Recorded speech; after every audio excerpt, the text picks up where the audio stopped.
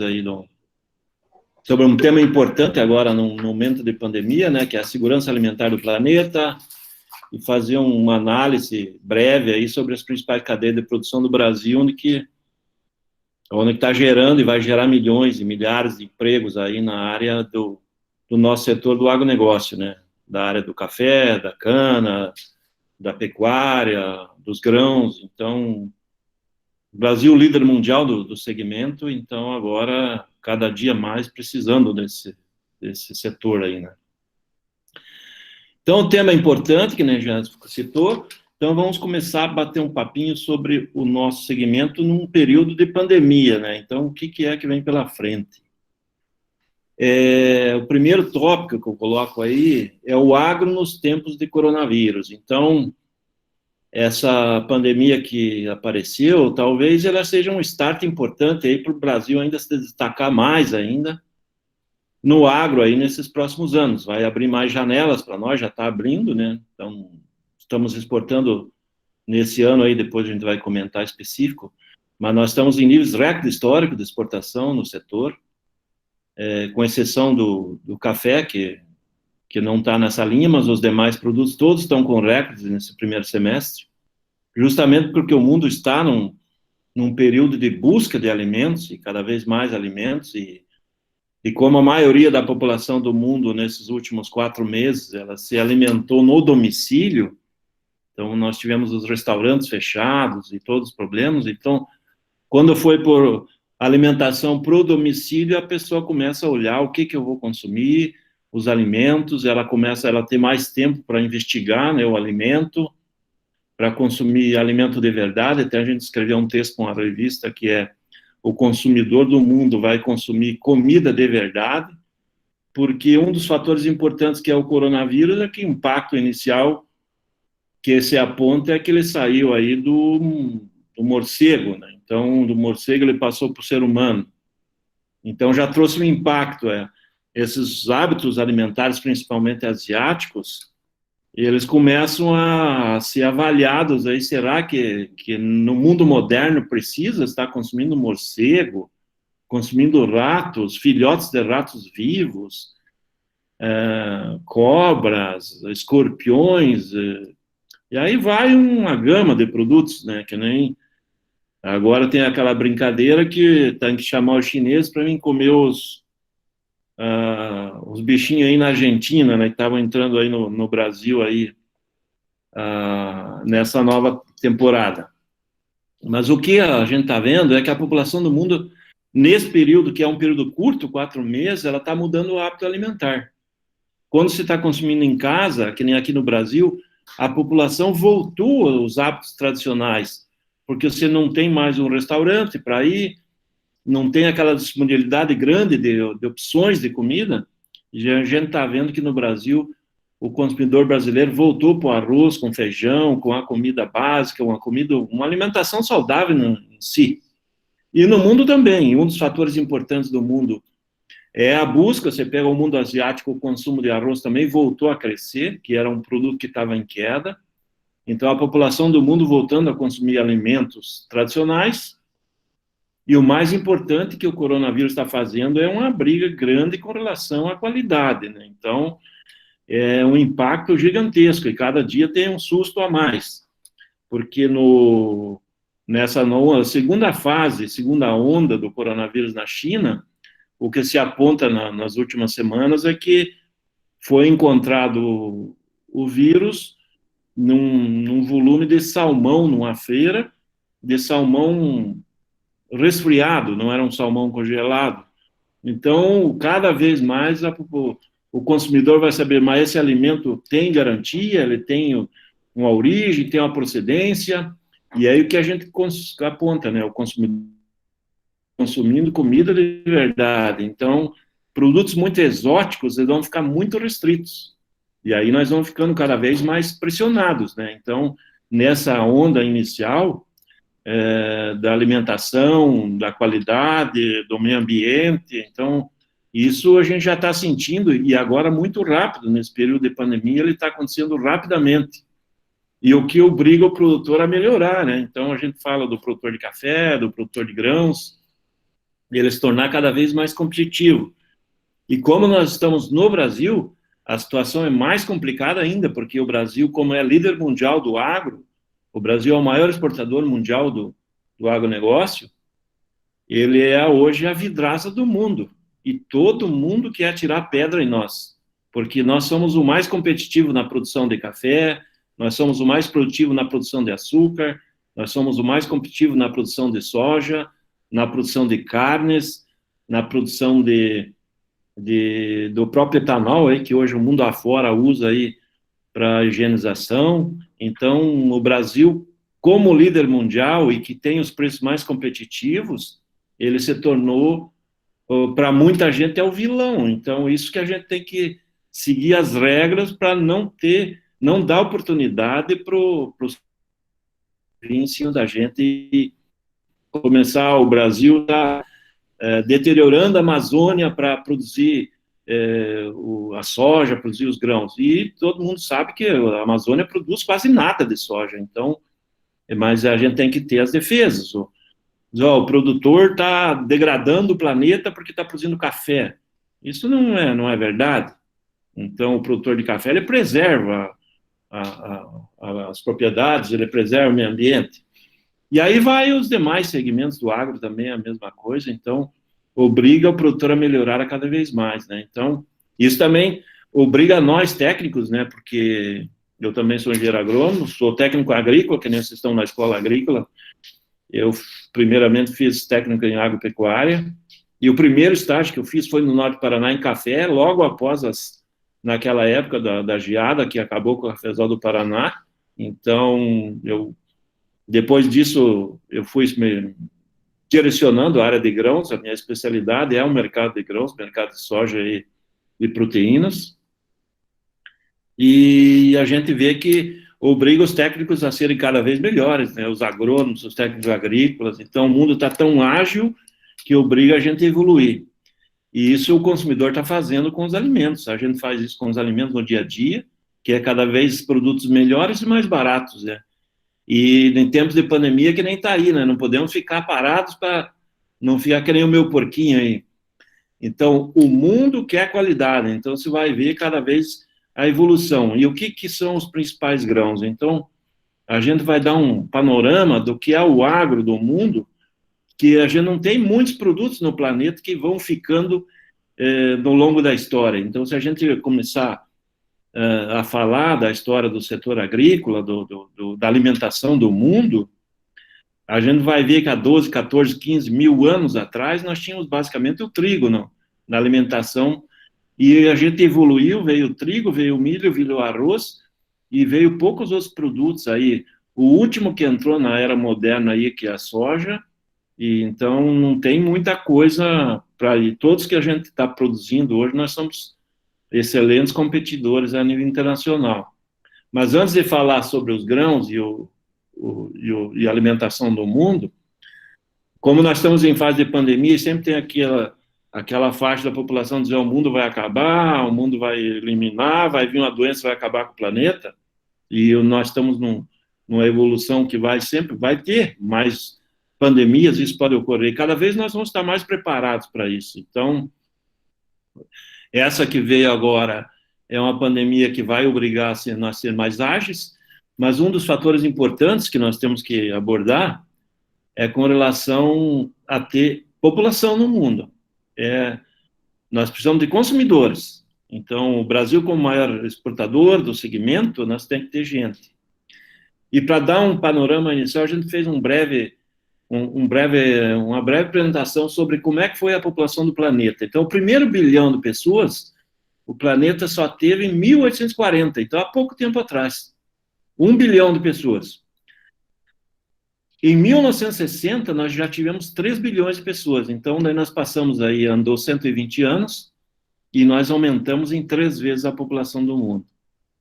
E quando chegou em 1960, os técnicos da época que previam o futuro, eles acreditavam que o planeta Terra ia ter 5 bilhões de pessoas só em 2200. Então, veja como é que as projeções do passado. E a gente passou o tempo rápido, E em 40 anos depois, nós dobramos a população para 6 bilhões de pessoas.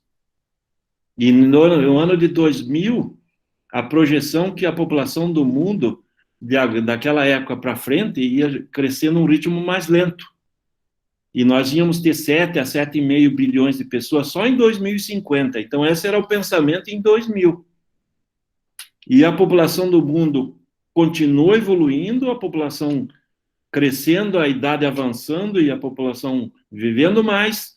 E agora nós estamos em 2020. E os dados atuais, nós estamos com 7,8 bilhões de pessoas. Então, nós já superamos as projeções máximas que era em 2000, que era 7 bilhões e meio em 2050. Então, nós estamos apenas em 2020 e já temos 7,8 bilhões de pessoas. Agora, nos novos dados aí divulgados há poucos meses, já projeta que nós vamos ter 8 bilhões de pessoas em 2024. Então, daqui 4 anos. E talvez esse número atinja antes, porque a população, nessa pandemia, o que está acontecendo? A pandemia vai jogar muita tecnologia em cima do ser humano. Então, muita tecnologia médica, medicamentos, e nós vamos ganhar anos de vida a mais em função disso. Isso é uma evolução. E agora as novas projeções já são chegar em 2050 com 10 bilhões de pessoas. Então, veja quanta gente no mundo nós temos que alimentar. Em alimentação, em bebida, em café, em chás, o que, leite. Então, é muita gente. Então, o primeiro ponto positivo para o Brasil, nesse segmento, é ter muito consumidor. Nós vamos ter muito cliente, cada vez mais. E o maior fator importante é que os principais países do mundo não têm mais área agrícola para desenvolver. Os Estados Unidos, que é o maior produtor de grãos do mundo, ele não tem mais área agrícola. E a cada ano que passa, eles ficam limitados. E talvez não consigam plantar a área que se plantou no ano anterior. Outro país gigante do mundo, que se chama China, ela já não tem área nova agrícola e tem mais, ela perde área agrícola a cada ano que passa. A China ela tem perdido perto de 2 milhões de hectares a cada ano que passa, porque as cidades crescem e as áreas agrícolas vão desaparecendo. Então, a China, só para dar um exemplo rápido da China, a China, se a gente voltar a 40 anos atrás, 30 anos atrás, ela chegou a plantar quase 50 milhões de hectares só de arroz. E nessa safra, a China agora, a safra na China do arroz está em desenvolvimento nesse momento, eles estão com 27 milhões de hectares. E não tem como crescer mais, eles têm indicativos que vai diminuir, porque as cidades estão crescendo em cima das áreas agrícolas. E isso vai no mundo afora. A gente vai pegar o segundo país em população do mundo, que é a Índia, que provavelmente a Índia vai passar a China em população nesse ano, no ano que vem. Em pouco tempo ela já está passando, porque hoje já se aponta que a disputa entre Índia e China, com a população de 1,5 bilhão de habitantes, ela está batendo aí entre um e outro, e certamente a Índia vai ser a maior população do planeta, acima de 1,5 bilhão, e provavelmente quando nós chegarmos aí em 2030, 2040, ela vai estar com 2 bilhões, é mais um país que não tem área agrícola para crescer. E é o nosso concorrente na área de açúcar, por exemplo. E você pega outros países da Ásia, Indonésia, outros produtores, por exemplo, a Indonésia é um país que é grande produtor de café, a região de Minas aí. Então, só que a população é gigantesca e as áreas do país também estão diminuindo, a área de agrícola e de plantio. Então, isso obriga a população a morar nas cidades e comprar tudo, né? Isso é cada vez mais que vai acontecer. E a gente vai olhando aí, que nem agora o próximo tópico, os alimentos mais consumidos do mundo são poucos, não tem muitos, né? O milho, que é o principal do mundo, 1 bilhão 163 milhões de toneladas. O trigo, que no passado, até 5, 6 anos atrás, o trigo sempre foi o mais consumido dos alimentos, ele já perdeu muito para o milho, com 753 milhões de toneladas, a previsão de consumo desse ano. O arroz, 735 milhões de toneladas, o arroz também não tem mais área agrícola no mundo, e o arroz tem um grande problema, porque o mundo sofre com a necessidade de cada vez mais água para as cidades, e o arroz é um produto que precisa de muita água, então, além de perder a área agrícola, ele não tem como crescer em função da disponibilidade da água, que cada dia está mais escassa para as lavouras. E aí já vem aparecendo a soja, aí com 362 milhões de toneladas, que é a principal fonte de proteína de todos esses alimentos aí, né? Então, o milho, o trigo e o arroz são carboidratos energéticos e a soja como fonte de proteína, ela diretamente ou ela para alimentação de animais que nós vamos consumir as proteínas. E o café, com a demanda projetada próxima de 170 milhões de saca aí nesse ano, né? Então, esses são produtos que o mundo consome. E agora nós mostramos o que o Brasil participa dessa brincadeira, né? Então, na soja, nós somos o maior exportador mundial, bilhões de dólares de projeção de exportação nesse ano, bem na frente dos Estados Unidos, gigantescamente, nós estamos quase o dobro já dos Estados Unidos na exportação. O café, nós somos líder mundial também na exportação, líder em produção e exportação, 5,5 bilhões de dólares, já exportamos mais, tem potencial de exportar mais. Açúcar e álcool, 6,5 bilhões de dólares, veja como é que também representa bastante, né? Então, é um demanda crescente a nível mundial. Aí eu já não tinha citado, na laranja o Brasil tem 2 bilhões de dólares de participação na exportação. O setor da carne aí, tanto boi, frango e suíno, esse ano devemos fechar perto de 18 bilhões de dólares, e o milho com 6 bilhões de dólares. Então, esses são os principais produtos aí que é da pauta de exportação do agro. Temos muitos outros, né? Temos o setor de frutas. Tem um produto que a gente sempre comenta também, que é o Brasil é o maior exportador mundial de fumo. Praticamente é um produto que no Brasil está sendo deixado de lado, quase pouca gente fuma, né?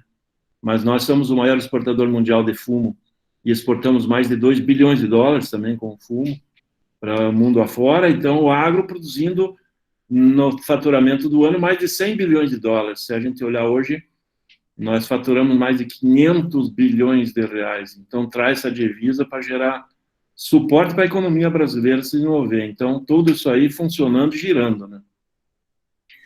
E no segmento dos grãos, a gente vai olhando que houve uma evolução no mundo, mas nós estamos chegando em alguns limites, né? Porque não tem área para crescer, e aí nós temos que envolver a evolução em tecnologia. Então, nós saltamos aí de volumes, o milho de 900 para 1 bilhão 100, para perto de 1 bilhão e 200, quase somente em tecnologia de produtividades melhores que nós crescemos. Houve um avanço muito pequeno na área a nível mundial e também brasileiro, né? E aí vai os demais produtos. Se a gente olhar na tabela, nós vamos ver aí que, no caso do arroz, a gente vai olhando que ele cresceu quase pouca coisa, né? De 480 para 500 milhões de toneladas aí na linha do arroz beneficiado, muito pouquinho. Já no caso da soja, que é a fonte de proteína, sai de 280 para 360. Então, dos produtos é o que mais evoluiu. Porque no mundo, a maior carência do ser humano ainda no planeta não é do energético, do carboidrato, porque a população do mundo, mesmo a mais carente, ela consome carboidrato, ela forma na forma de milho, na forma de arroz, na forma de mandioca, batata, tudo é carboidrato. Mas o ser humano precisa de carboidrato e proteína, e a proteína é da soja. E aí na forma da soja como soja, ou na forma da soja como frango, como suíno, como ovo, como leite, companhia limitada. O feijão, se a gente olhar a nível mundial, ainda é pequeno, ele tem uma participação pequena no abastecimento global de alimentos. Para nós ele é importante, para alguns outros países também, mas na maioria dos países ele quase não é consumido. E aí são os outros produtos que são os principais. E outro fator importante, se a gente olha agora, é com relação, é que o mundo veio produzindo mais do que consumia nos anos anteriores. Aí, se a gente olhar 2016, 2017, sempre a produção era maior do que o consumo e ia sobrando cada vez mais produtos. Então, os estoques iam sobrando e as cotações, nos últimos 7, 8 anos, elas vieram em queda. Então, nós tivemos momentos melhores no passado de cotações e agora nós estamos entrando numa nova era. Então, agora nós estamos num momento em que a produção e o consumo ou estão muito parecidos ou a produção menor que o consumo. E, com isso, há uma pressão sobre as cotações, né? Porque o mercado começou a ver que não está sobrando mais alimentos. E como a população do mundo cresce cada vez mais, e além disso, a população do mundo ela cresce em poder aquisitivo, cresce a renda da população, ela consegue comer melhor e comer mais. Porque ainda hoje, na população mundial, desses quase 8 bilhões de pessoas que temos, mais de 2 bilhões e meio de pessoas comem menos da metade do mínimo ideal. Ou seja, 1/3 da população do mundo, ela consome menos da metade do mínimo que seria necessário. Então, hoje, se a gente olhar, nós temos menos de 10% da população do mundo que consome de 40% a 50% do ideal, ou seja, seriam os americanos e europeus que comem mais do que precisam, mas o resto do mundo come dentro do mínimo que precisa ou abaixo. Então, isso é importante para o longo prazo, né? Então, cada vez mais apertado. Aqui nós temos um quadro importante, porque é um produto que cresceu muito, e ele hoje ele tem que ser falado, que é o milho, porque o milho, além da alimentação de animais, da alimentação humana, ele entrou pesado na área da tecnologia de combustível. Ele é um combustível renovável, do etanol. Hoje, do principal produto de produção de etanol, o maior produtor do mundo é os Estados Unidos com o etanol do milho. O Brasil entrando também pesado nessa produção, é uma alternativa. Então, o mundo usa o milho para consumo humano, consumo em ração e etanol. Por isso que ele se desenvolveu muito e é um produto de alta tecnologia. Então, se a gente voltar 20, 30 anos atrás, se colhia 2, 3 toneladas de milho por hectare, e hoje se colhe 14, 15 toneladas por hectare. Então, veja quanto a evolução que teve nesse período para um produto aí que, num passado, eu sou do tempo ainda que eu lembro na época do colégio agrícola, principalmente, e isso já faz tempo, o produtor dizia, não, mas milho é um cultivo de pobre, né? É um cultivo que se não adianta plantar porque não dá dinheiro, nunca vai dar dinheiro. E hoje a gente sabe que, por exemplo, nessa última safra, o milho no Mato Grosso está dando mais dinheiro do que a soja. Eu estou só fazendo um paralelo ao Mato Grosso, que é o maior produtor de soja e maior produtor de milho do Brasil. Então, no maior produtor brasileiro, o milho está dando mais lucro do que a soja, que é o produto principal de vários anos deles. Então, aí no quadro mundial a gente pode ver, já estamos consumindo mais de 1 bilhão e 163 milhões de toneladas e o quadro vem apertado, não vem sobrando produto. Então, isso é importante para o segmento do agro brasileiro, porque o que é importante não é sobrar, não pode sobrar produtos. E aqui no quadro seguinte, é só para mostrar a importância no segmento, porque nós estamos em ano de pandemia, e a pandemia ela chegou e impactou fortemente a demanda de combustíveis, né, porque a população do mundo foi obrigada a ficar em casa. E nesses últimos meses, o consumo de petróleo no mundo caiu muito. Então, isso também afetou o etanol, né? Então, vejo que a demanda de milho de etanol nessa safra 19/20 aí nos Estados Unidos, ela caiu bastante em relação ao ano passado. Só que o próprio USDA já aponta já a recuperação para o próximo ano, porque a população não vai ficar em casa. Passou a pandemia, vai voltar, vai voltar o consumo dos combustíveis, vai voltar o consumo do petróleo e vai evoluir, vai precisar mais demanda de etanol. E o etanol entra muito forte porque ele acaba ajudando no aquecimento global, que na mistura do etanol com a gasolina, há uma poluição menor, há uma degradação do meio ambiente menor e é um produto renovável, né? Então, isso é importante para o segmento. E aí, comparando, por exemplo, o mercado brasileiro, a produção brasileira nessa safra perde 100 milhões de toneladas, mais ou menos, com os dados aí, a própria Conab divulgou essa semana, também esses números parecidos. E o Brasil já como grande exportador, né? Nós não somos o maior exportador mundial de milho, nós somos o segundo. No ano passado nós exportamos 43,7 milhões de toneladas. Esse ano, como nós temos uma demanda maior de milho, nós vamos exportar 33, talvez 35, com otimismo, porque nós avançamos no consumo do milho internamente. Ele está aumentando no consumo no setor de etanol, está aumentando o consumo no setor de ração, e mesmo com a pandemia, o consumo para o setor de aves, o setor de ovos, o setor de suíno, o setor do gado, leite, nenhum parou, né? O agro não parou, o setor de animais não parou nesse período, né? Nós não paramos com os animais. Isso é a demanda gigantesca crescendo no setor do milho também. internamente. Isso vai deixando o mercado bem ajustado, né? Então, isso é benéfico para o produtor, dá uma garantia que ele está produzindo um produto que dá lucratividade e benéfico para ele. Só para mostrar aí uma tabelinha sobre exportações, agora que começa o ritmo de exportação crescer. O Brasil é grande exportador no segundo semestre e agora que começam os embarques. A soja domina os portos aí até o meio do ano. O Brasil exporta muita soja, que vai de fevereiro até julho, e depois o milho toma espaço nos portos, aí a gente exporta milho. Então, veja o Brasil. Além disso, nós temos o milho safrinha, que é colhido agora, é bem no período entre a safra mundial, né? Então, nós temos mais essa vantagem, né? Porque a safra do hemisfério norte, ela só vai ser colhida em novembro. E nessa época, nós estamos colocando o milho brasileiro antes. Né?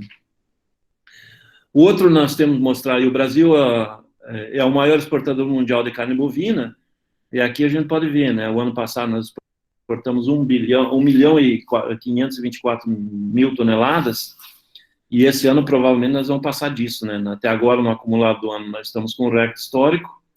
Se a gente olhar os meses que se passaram, quase todos os meses que passaram, nós batemos recordes do mês. Então, o mês de junho foram 152.500 toneladas, foi recorde histórico para junho. E aí foram os outros meses também. Provavelmente nós vamos passar de 1 milhão e 600 mil toneladas exportadas, e o setor da carne bovina deve trazer em divisas, eu acredito que perto de 8 bilhões de dólares. Então, se a gente comparar num câmbio de R$5, 8 bilhões de dólares são 40 bilhões de reais. Quando entra na economia, geralmente o dinheiro do agro, ele dá de 3 a 5 tombos, a gente comenta. Ou seja, ele se multiplica de 3 a 5 vezes. Então, veja quanto dinheiro gira no sistema quando a gente exporta algum produto que ele tem uma raiz no agro, né? E aí o boi é um deles, né? Outro que é da exportação também é o frango, com cerca de 2 milhões de toneladas acumuladas. Responder a pergunta. O João perguntou, em relação ao ano passado, o Brasil teve um aumento da área cultivada, mas falando da cultura do trigo em específico, nós não produzimos o suficiente para suprir a demanda interna, mesmo com um incremento de 6,7% na área cultivada em relação à safra anterior. Qual a justificativa para a baixa produção, sendo o trigo um dos cereais mais consumidos no mundo? Boa pergunta com relação ao trigo aí que a gente mostrou no início aí. Dos produtos todos, o trigo, o Brasil ainda ele fica devendo, né? Porque nós consumimos mais de 11 milhões de toneladas e produzimos 6. E importamos aí 6, 5,5, 6 todo ano.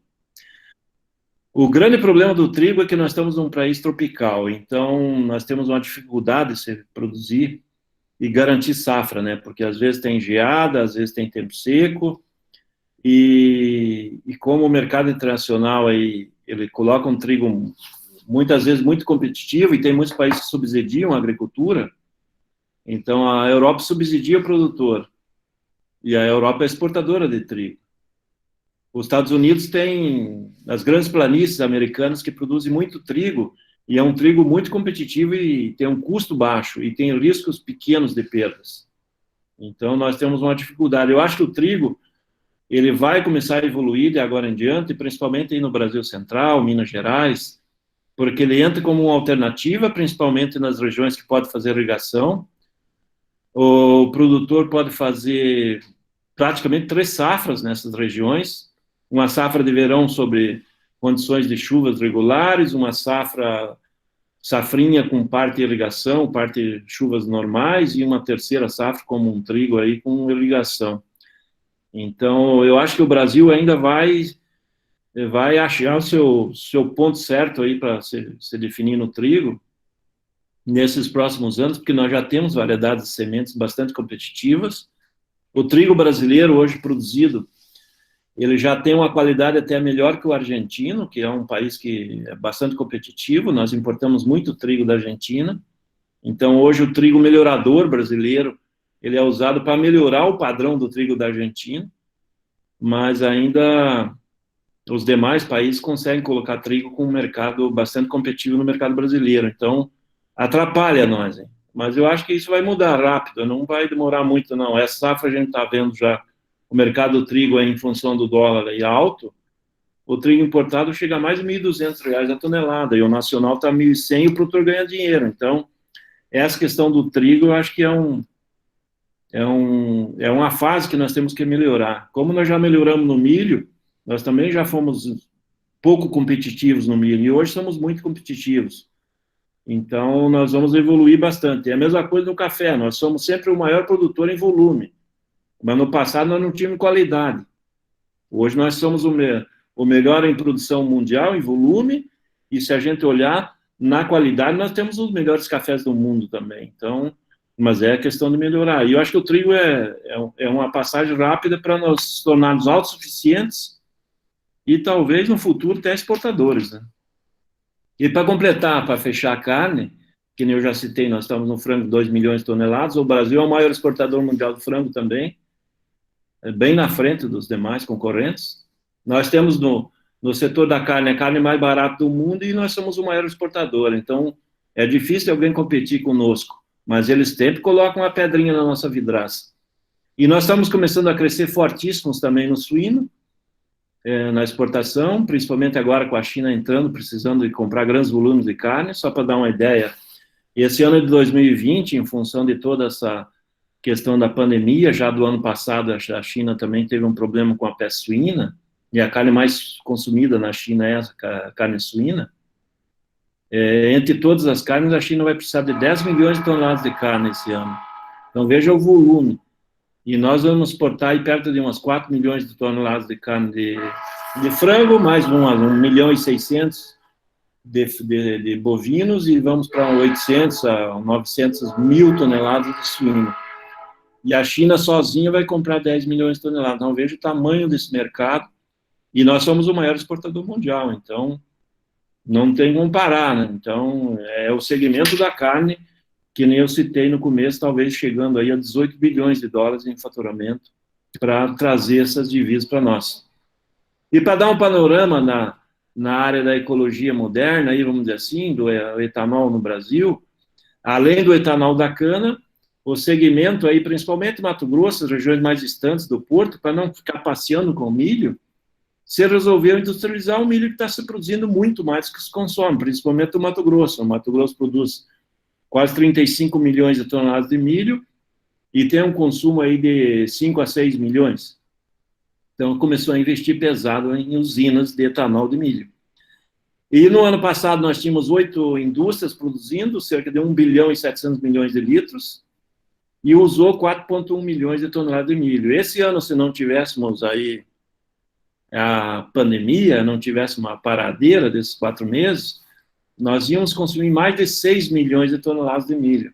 Agora está na dúvida, né? Talvez 5 milhões, ainda não se sabe quanto que vai usar, mas que nós estamos em crescimento, não tem como parar, né? E hoje tem para entrar em operação mais 6 usinas nesses próximos meses, com uma capacidade de 3 bilhões de litros.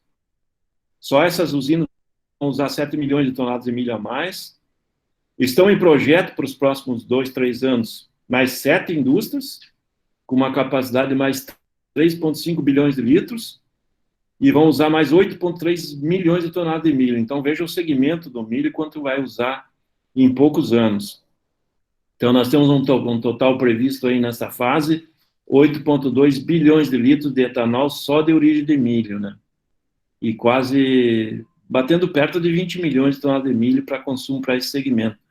E tem um fator positivo que você usa o milho para o etanol e quando se produz etanol, você gasta só o carboidrato dele, né? Então, o amido do milho vira etanol. E quando sobra o bagaço é a proteína. A proteína é usada para ração de animais e tudo. Então, o produto mais caro do milho, ele acaba sobrando. Então, como um subproduto de alto valor agregado. Então, o mundo, só para dar uma ideia, a China importa milhões de toneladas de DDG, que é o produto que sai aí do milho, que é a proteína, na produção do etanol, e tem um mercado internacional também importante, né? Então, esse é o segmento do milho para onde vai, né? Vai para o segmento da carne, sem contar o ovo, né? Que nós estamos no melhor ano da história do ovo brasileiro em demanda, crescendo aí, é uma expectativa de que vai crescer per capita no Brasil, de demanda a mais, então é gigantesco isso se a gente comparar. E agora a gente vai falar um pouquinho sobre o produto que a gente vem desde o passado, né? Esse folderzinho eu coloquei, porque se a gente esteve no lançamento de variedades de sementes há uns 35 anos atrás, e naquela época o produtor de sementes aqui do Rio Grande do Sul, ele colocou esse folder na capa dele, ó, o cultivo de verão, a soja é a moeda do futuro. Isso ele falava há 35 anos atrás. Naquela época a China era exportadora de soja. E o produtor aí, nesse caso aí, a Granja Oriental, o seu Pedro Mar, ele era um imigrante da China, e ele acreditava que era a moeda do futuro do Brasil. E hoje é o maior produto da pauta de exportação do Brasil. Então, no ano de 2018, sozinha, 43 bilhões de dólares. Então, veja como é que saltou o Brasil de ser um pequeno país aí para um grande, com o maior produtor exportador mundial. E no segmento da soja, a gente já está olhando aí o quadro, então o Brasil, que até 4, 5 anos atrás ele era o segundo maior produtor, nós somos o maior exportador mundial aí há uns 10 anos já. Superamos os Estados Unidos há uns 10 anos na exportação. Mas como o maior produtor, nós superamos aí as 5 safras, mais ou menos. Então, nós agora vamos aí para mais de 130 milhões de toneladas, e os Estados Unidos deve ficar entre 110 e 115 milhões, e plantando a área máxima deles, né? Porque se eles plantar mais soja, eles vão ter que reduzir milho. Eles não têm muito espaço para evoluir nesse segmento. Então, esses são os principais países. Se a gente olhar, no caso do milho, do trigo e do arroz, são centenas de países que produzem. Mas no caso da soja, que produz para exportar, que competem, se a gente olhar, é o Brasil, os Estados Unidos, a Argentina, o Paraguai e outros países, quase nada. Então, nós temos pouco concorrente, né? E na concorrência, na exportação, aí, ó, Estados Unidos, Brasil, Argentina e o Paraguai. Então, pouca gente. E o Brasil se destacando aí, mais da metade da exportação mundial é de soja brasileira. Isso, a gente só olhando soja em grão. Se a gente olhar soja, farelo e óleo, o Brasil exporta praticamente 100 milhões de toneladas. Então, é o principal produto da pauta de exportação. E nós vamos continuar líder, porque não tem ninguém que produz com competitividade que nós. Então, além de tudo, nós somos o maior em tecnologia. Hoje, as produtividades maiores do mundo hoje são aqui no Brasil, se a gente olhar. Quando Deus fez o mundo, ele fez o Brasil para produzir soja. Nas condições normais de campo, ela produz de 46% a 48% de proteína. A soja americana produz de 42% a 44%. A soja na Argentina também, 42%, 44% de proteína. A soja paraguaia é muito parecida com a brasileira, que está aqui do lado do Paraná.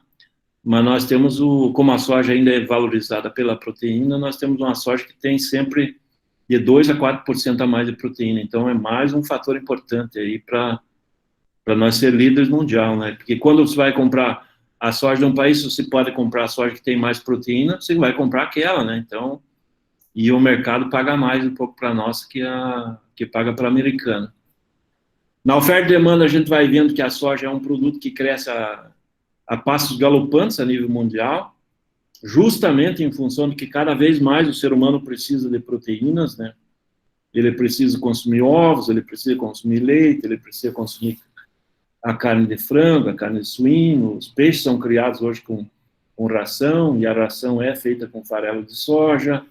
E aí a gente vai vendo que o consumo da soja aí, a nível mundial, de 2015 praticamente até 2021, ele evoluiu aí praticamente 60 milhões de toneladas. E ele vai, até 2023, ele vai crescer para 400 milhões de toneladas de demanda. Então, cada vez mais vai precisando de soja.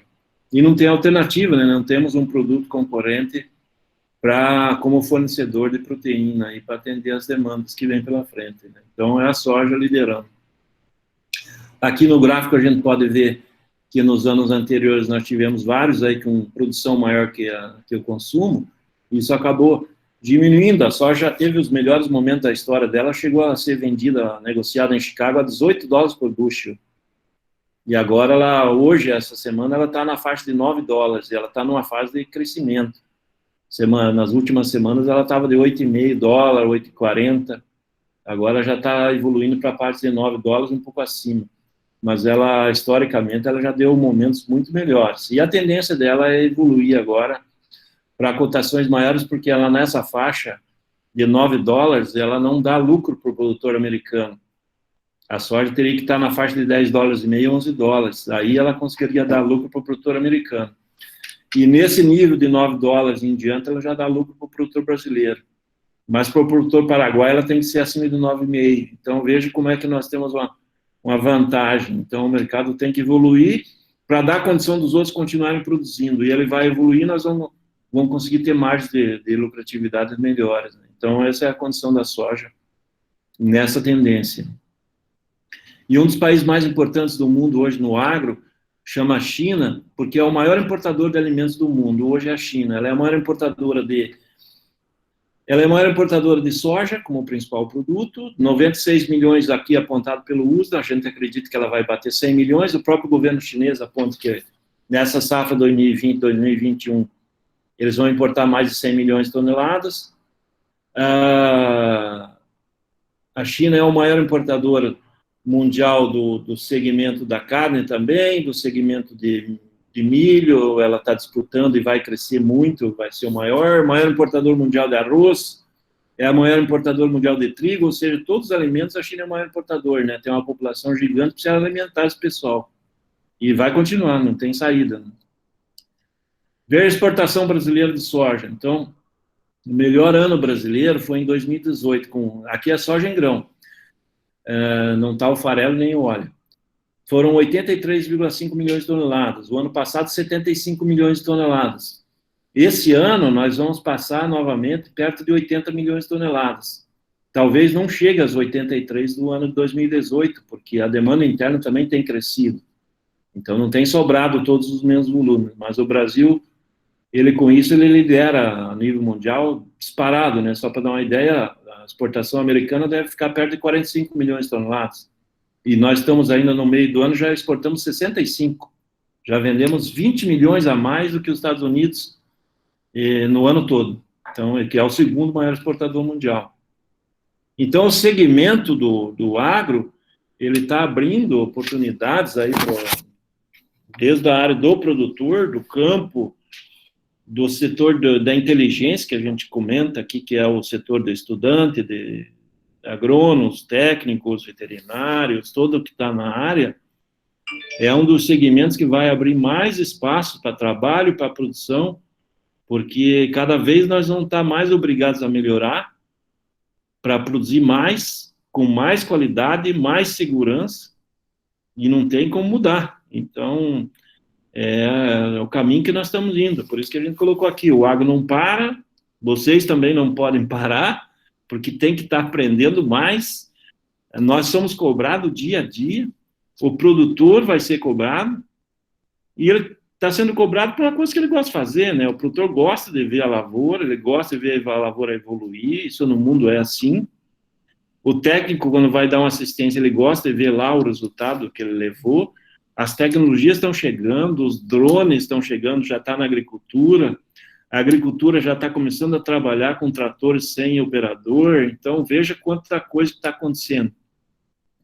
E nesse momento de pandemia, tem muita gente trabalhando aí, para dizer assim, mas você pega um dos problemas da Ásia nessa primeira temporada, só para mostrar a questão da tecnologia, agora nesses últimos meses, esse primeiro semestre é o período principal de plantio do arroz na Ásia, que ainda hoje é o alimento mais consumido na região. E grande parte do plantio do arroz ainda é manual, é plantado com mudas e com muita gente. Pega país, por exemplo, que nem a Índia envolve milhões de pessoas que trabalham no arroz como plantadores de arroz em muda. E esse ano, em função da pandemia, nos últimos 3, 4 meses, eles tiveram que atrasar o início do plantio porque não tinha gente, a população tinha medo de trabalhar nas lavouras em função de medo de pegar o coronavírus. Então, e aí obrigou o pessoal a começar a trazer mais máquina para os campos para plantar mais. Isso aconteceu na China, na Índia, nos grandes países produtores, na própria Tailândia, que é grande exportadora, os maiores exportadores de arroz é a Índia e Tailândia, em função da pandemia. Então, obriga a dizer, ó, agora vai melhorar a tecnologia, vão sair da área de plantio de arroz manual, da mudinha, e vai passar a plantar com máquina, e você consegue produzir mais e mais eficiente. Isso a gente viu aí com o pessoal do café aí também, em Minas Gerais, o café do Cerrado, que no início o café começou a ter muita dificuldade com a colheita manual e ele começou a entrar na linha da colheita do café mecânico e hoje nem se fala mais em colher manual, né? Em boa parte das regiões, né? O café do sul de Minas também, tudo se buscando tecnologia para dar menos trabalho para o produtor, ou seja, ele trabalhar mais com a inteligência do que com os braços, né? Então, e aí que nós estamos evoluindo, por isso que o mundo não pode parar, né? Cada vez mais precisa mais alimentos e volumes maiores, qualidade melhor, para atender um consumidor que quer cada vez consumir melhor e mais barato, né? Essa é a lógica do segmento que a gente vê que vem pela frente. Então, basicamente, que a gente deu um panorama do segmento do agro, em que eu já citei, o Brasil é líder mundial, nós somos o maior exportador mundial de soja, do setor de carne todo, nós somos o segundo do milho e provavelmente vamos ser o primeiro em 2, 3 anos. Nós somos o maior exportador mundial do segmento do etanol, do açúcar, do café, da laranja, do fumo. Crescemos muito no setor de frutas e vamos crescer muito mais. Então, só somos carentes ainda, que nem foi a pergunta aí com relação ao trigo. O trigo tem muito espaço para evoluir. Minas Gerais já tem muito trigo irrigado sendo plantado, vai evoluir bastante. O trigo mais valorizado do Brasil é o produzido em Minas e Goiás. Ele vale mais que o trigo do Sul. Ele tem a melhor qualidade do Brasil para panificação e produtividade também nas lavouras. Então, nós temos ainda que evoluir. O segmento do trigo, só para fechar a questão do trigo, ainda hoje nós temos as médias nacionais aí perto de 3 toneladas por hectare, mas o trigo, para ser bastante viável, ele tinha que escolher 6 toneladas. Os países mais tradicionais de trigo, do leste europeu, colhem 7, 8 toneladas por hectare e tem uma tecnologia, se a gente olhar, um pouco mais baixa que a nossa, porque eles ainda são mais arcaicos que nós. Mas nós temos evoluído nas sementes e agora nas tecnologias. A grande questão é que o trigo é uma cultura muito sensível, somos um país tropical, o índice de doenças e pragas no Brasil é muito maior que em qualquer outro lugar do mundo, e aí nós temos que saber administrar isso aí. No caso dos demais grãos aí, nós já estamos administrando bem, isso dá para ver com café, com soja, milho, o próprio arroz aí, nas regiões produtoras de arroz do Brasil, em que o Brasil já se tornou exportador também. No passado nós éramos importadores de arroz e milho, hoje nós somos grandes, já somos exportadores. E no segmento do feijão a gente produz que consome, né? Importamos alguma coisinha para atender que vem da Argentina e do feijão, principalmente feijão preto que vem da Argentina, né? Então nós importamos trigo e pouquinho de feijão e os demais produtos nós somos exportadores e líderes mundiais. Então veja como é que o nosso segmento do agro é importante aí, meus amigos. Falamos bastante, agora vamos abrir, pessoal que tiver alguma questão que a gente possa colaborar, estamos às ordens. O David Penha perguntou, qual a sua perspectiva para o setor do café, na sua opinião? Olha, o café, ele está, como o café nós tivemos o ano passado uma safra menor, e esse ano o mundo está produzindo uma safra um pouco maior, e nós temos concorrentes importantes ainda, nós temos o Vietnã, que é concorrente importante, a Indonésia, América Central, Colômbia, a Colômbia tem eles conseguiram implantar no mundo, a Colômbia conseguiu implantar no mundo uma fake news, eu considero uma fake news, porque eles produzem um café, tem um café de qualidade, sim, mas eles têm um volume muito pequeno perto do nosso para exportar, que nem o Brasil esse ano aí perto de uns 62 milhões de sacas, aí a Colômbia 14 milhões, eu acredito que deve ficar um pouco abaixo, mas eles emplacaram no mundo que tem um café de melhor qualidade e vindo mais caro, e isso é verdade, eles conseguiram fazer o mercado deles, mas como nós temos o maior volume do Brasil do café, para dar as tendências, e nós competimos com um país como o Vietnã, e grande parte do café do Brasil, ele vai para o mundo afora para fazer o café solúvel, ele não vai para o café nobre, então nós sofremos, nós estamos com as exportações esse ano em ritmo lento, não estamos ainda acelerados, mas um fator bom que eu acho que a pandemia trouxe para o café é que como ela deixou muita gente em casa, no domicílio, a população do mundo está tomando mais café, está aprendendo a tomar café, está melhorando. Eu acho que vai melhorar. O café tende a evoluir as cotações e a demanda também, porque esse ano, em princípio, um fator que está limitando um pouquinho a evolução das cotações é que nós estamos produzindo talvez um pouquinho a mais do que está consumindo, talvez uns 2 milhões de sacos a mais. Isso também é um limitante. Se tiver qualquer probleminha de clima aí nos principais países produtores, aí vamos dizer assim, o nosso concorrente direto hoje, que eu considero, é o Vietnã, que atrapalha nós bastante. E o Vietnã evoluiu muito, né? E a mão de obra do Vietnã é muito barata perto da nossa, né? Então, o Vietnã é o nosso calo. A partir do momento que o pessoal do Vietnã tentar valorizar o deles também, o café deles, eu acho que já ajuda nós aí a melhorar.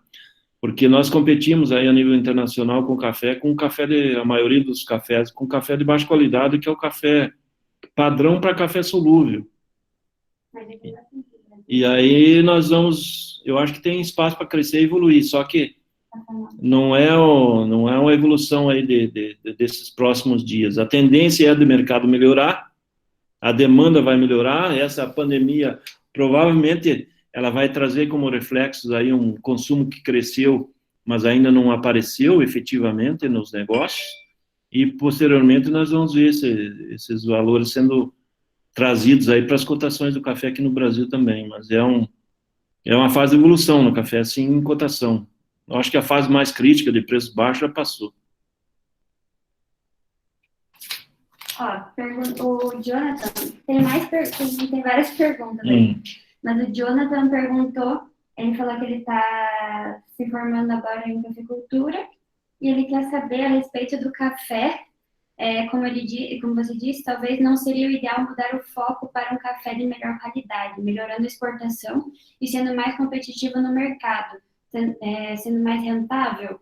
Acho que ele quer dizer assim, se o foco agora seria já ir para um café especial, que talvez seja um pouco mais a tendência do mercado, de maior consumo de grãos de qualidade, ou se a gente deveria primeiro focar em ter uma boa, grande quantidade de exportação. Acho que é mais ou menos. Não, com relação ao café, nós já temos o mercado de volume, agora nós precisamos melhorar os espaços de qualidade. Nós temos que começar a determinar mais, como a própria Cochupé já tem um trabalho bom aí com relação a vários estilos e padrões de café para melhorar os níveis e buscar mercados diferenciados.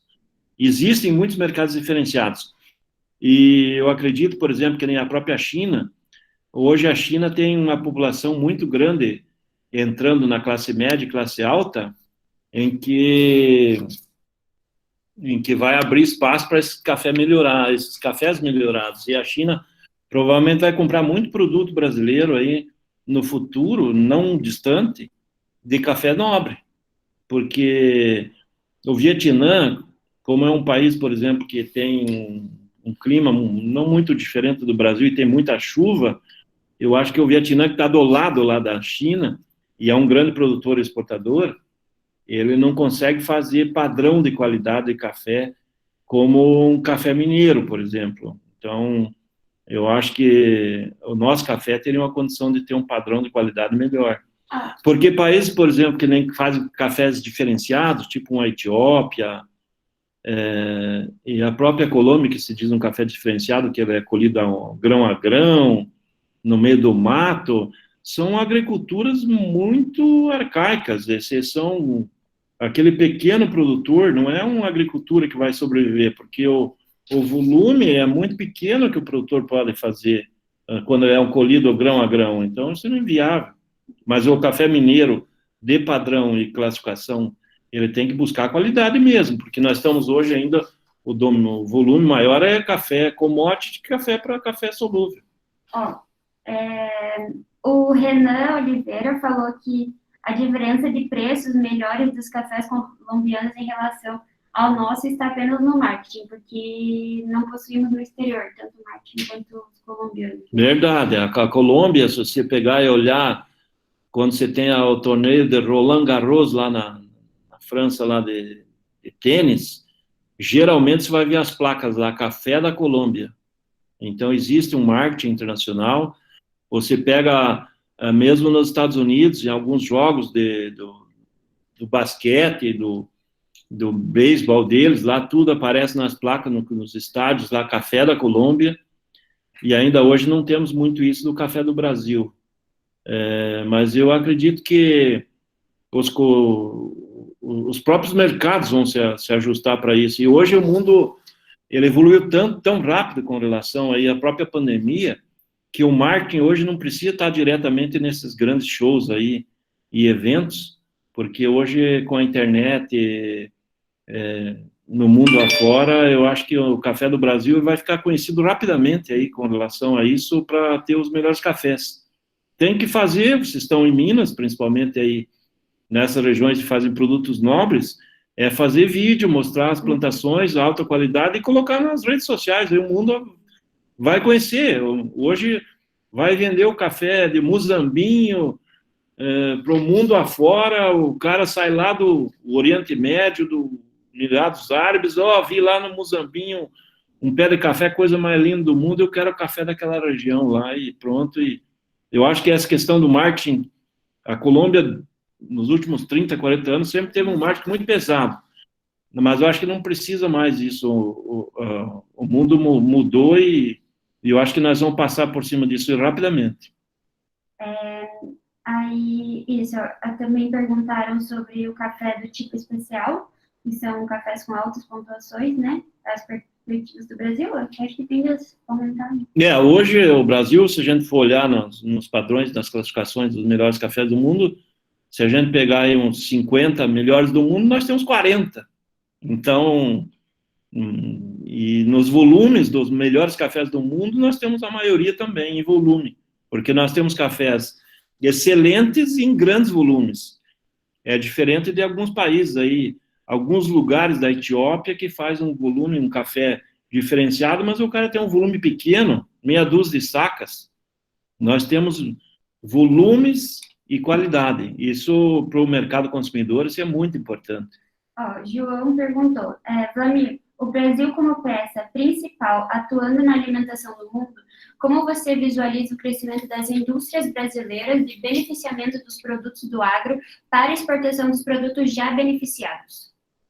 Eu acho que um dos produtos que poderia ganhar mais rapidez com relação ao segmento é o café.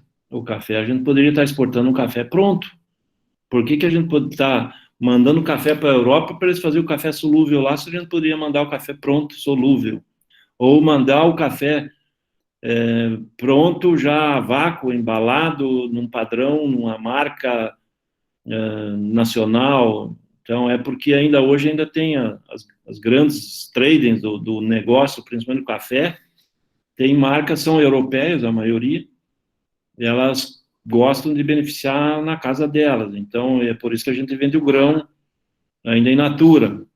Tem um produto que é mais complicado, que chama soja, como o produto que eu já citei, que é o maior produto da pauta de exportação do Brasil, e nós exportamos o maior volume em grão, não é farelo e nem óleo, e dificilmente no curto prazo vai mudar isso, porque o maior importador mundial, que importa 100 milhões de toneladas, que chama China, ela tem o maior parque industrial de processamento de soja do mundo, ela tem uma capacidade de esmagar 180 milhões de toneladas por ano, muito mais que os Estados Unidos e Brasil juntos, e o custo de esmagamento e processamento na China custa quase a metade do nosso e do americano.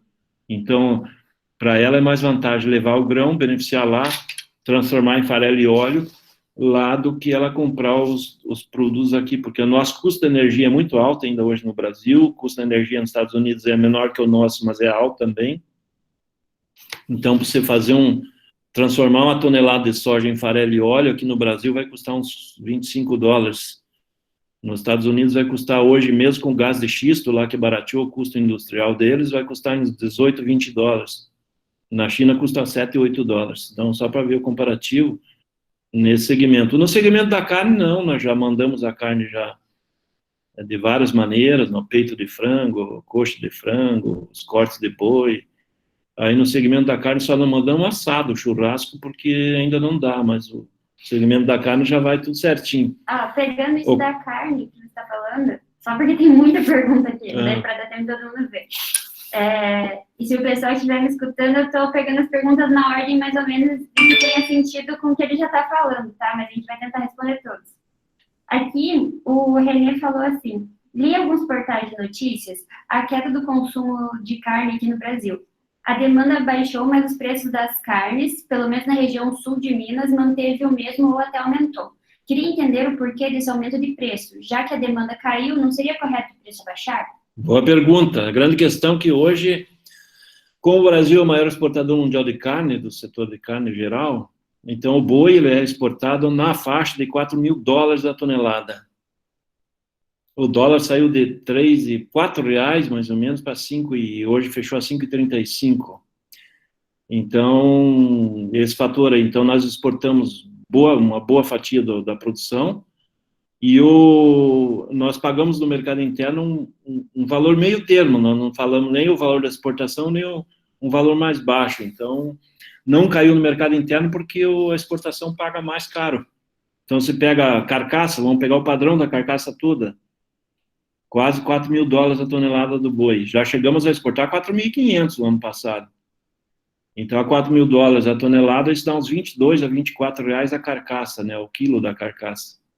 E aqui no mercado brasileiro, a carcaça, se a gente olhar, ela vai estar na faixa de uns 16, 18 reais. Então, a exportação paga mais e ela acaba balizando o preço nosso para cima. Isso também acontece com o frango e o suíno. João também perguntou qual a sua opinião nesse aumento do consumo de alguns alimentos por consequência da pandemia, pois não temos nenhum pareio sobre uma situação futura parecida com o que a gente está passando. Deve-se investir nesses produtos ou ser mais cauteloso?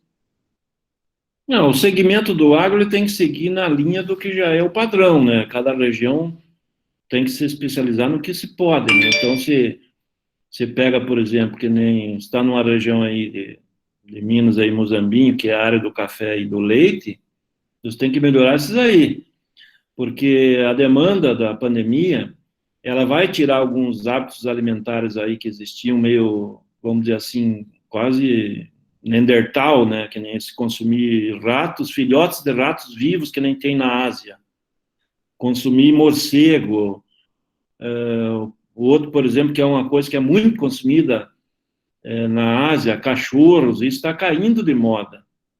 Você pega o consumo de cachorros na Ásia, são quase 6 milhões de animais por ano. Então, veja o volume, e é tratado com ração, são fazendas. Só que, com essa questão da pandemia, esses tipos de alimentações que a gente chama de exótica, o próprio governo chinês, quando a pandemia estourou lá em fevereiro, já em março, o governo chinês estabeleceu, ele emitiu uma medida, uma lei, proibindo a comercialização de animais selvagens. Ele não proibiu o consumo, porque tem muita coisa que é um consumo, é um hábito histórico, então a pessoa demora para tirar. Mas a comercialização, então as feiras estavam proibidas de vender morcego, de vender escorpião, de vender aranha, de vender ratos vivos, essas coisas que se consomem muito lá. Então isso acabou jogando o consumo para o tradicional, é o frango, o suíno, o ovo, essas coisas aí que tem um controle de qualidade e sanidade. Então, o que vai ficar é essa questão principal do controle da sanidade e cada vez mais produtos saudáveis que tenham origem. Né? Então, a tendência é que a gente continue consumindo do jeito que está consumindo na quarentena. Produtos cada vez mais controlados. Na quarentena, quando os produtos não vão variar muito, o que vai variar são as receitas dentro dos produtos que a gente já está. Os alimentos, os grãos, as carnes. Não vai ter muita novidade no curto prazo. Também perguntaram, você considera o atual momento ideal para fazermos contratos de exportação de grãos devido à alta do dólar? Sim, esse ano dá para dizer que a soja, por exemplo, ela está com comercialização da safra 2021 bem adiantada, né? Nós temos mais de 35% dela negociada, historicamente está bem acima da média, e as cotações futuras estão boas, né? Hoje o mercado de Porto, só para dar uma ideia, a soja de entrega do ano que vem, ela está a R$ 110 no Porto de Paranaguá, 110 no Porto Rio Grande, Santos, cotações já até pagam um pouquinho mais, e nesse nível aí, se o câmbio, a tendência da economia do mundo for voltar à normalidade, a tendência do câmbio não é de ficar acima de R$ 5 aqui no Brasil, é cair, e aí esse valor da soja, R$ 110, ele está muito bem valorizado, então é uma oportunidade para fazer fechamento, sim. O Álvaro perguntou, ele falou, boa noite, a área agrícola do Brasil tem tendência a expandir? A área agrícola total brasileira, ela não vai crescer muito. O que nós vamos ter? Uma migração maior ainda em cima de área de pecuária, né? Hoje nós temos, vamos dizer assim, a área total brasileira entre agricultura e pecuária é quase 200 milhões de hectares, mas a área agrícola temos aí um pouco mais de 60 milhões no momento, a área de grãos. O que nós vamos ver é um aproveitamento melhor das áreas de pecuária, de área de pastagem para a produção de grãos e agricultura com pecuária. Hoje é bem comum já nos estados aí de Minas, de Goiás, Mato Grosso, Tocantins, Bahia, você fazer agricultura com pecuária, ou seja, o produtor ele tem uma área de pecuária, ele faz confinamento, ele planta a safrinha com milho, o milho safrinha com pastagem junto, depois ele solta o gado. Então, hoje tem tecnologias para você fazer a pecuária junto com a agricultura, né? Antes você só tinha aquela agricultura expansiva, extensiva, e agora está mudando. O mundo que é um animal, por exemplo, quando a gente fala em pecuários, que é hoje, que nem diz o boi China, ele quer um boi jovem, um boi que tenha uma qualidade de carne, e ele não pode ser criado largado no mato, ele tem que ser criado com qualidade de pastagem, e qualidade de pastagem normalmente está vinculada a uma agricultura de alta tecnologia. O Renan perguntou, qual a opinião em relação aos preços de produtos agrícolas em geral no cenário pós-pandemia? Eu acho que não muda muito, há uma tendência de evolução das cotações, porque as cotações dos produtos agrícolas, dos grãos principalmente, ele já vem numa fase de crescimento desde o ano passado, então ele está numa fase de valorização, não dá para esperar que venha uma disparada das cotações dos grãos a nível internacional, o próprio café deve começar a ter uma recuperação de cotação também, mas como nós estamos no mundo moderno da informação muito rápida, as cotações não disparam mais que nem no passado, porque hoje não tem nada escondido, né? Todo mundo está sabendo se tem quebra de safra, se tem algum problema, então as informações chegam e as cotações agora estão numa fase de evolução, porque o mundo hoje está consumindo mais do que está produzindo, e a tendência é seguir aumentando o consumo e a produção não consegue atender, então há uma necessidade de evolução das cotações, porque junto a isso nós tivemos avanços nos custos de produção nos últimos anos que tem que ser compensado para o produtor continuar produzindo. E então vai ter um crescimento contínuo nas cotações aí nesses próximos anos. É isso. Mais alguma? Pode falar. Estou ouvindo aqui.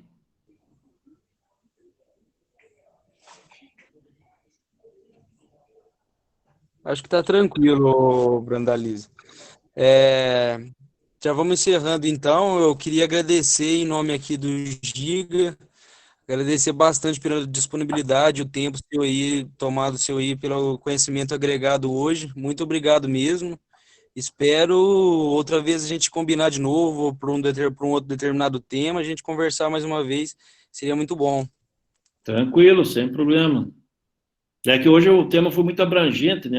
Ele pega todos os segmentos, todos, daí é difícil você aí aprofundar muito, né, de cada um segmento, né, que o pessoal acabou fazendo um pouco mais de pergunta de café, tudo, mas como não é o tópico só café, sobre o mundo novo e alimentação nova, então o que vem, então tem que abordar um pouco de tudo, né, e tudo que o Brasil é importante também, né.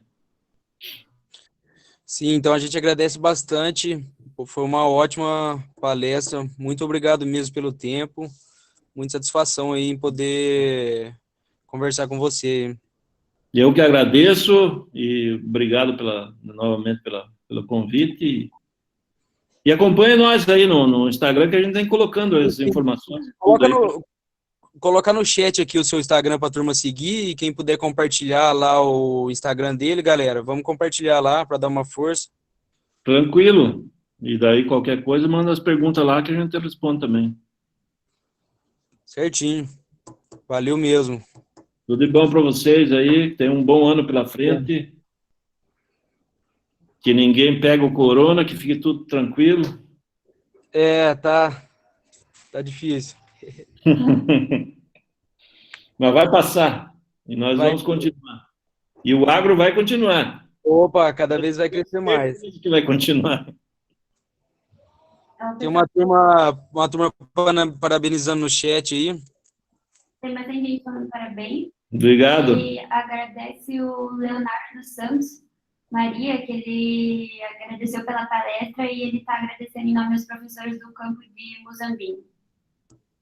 Joia. Obrigado, pessoal de Muzambinho. Quando eu passar aí, vamos tomar um café. Vamos sim, vamos marcar também para você conhecer o Instituto aqui, conhecer a gente, vamos...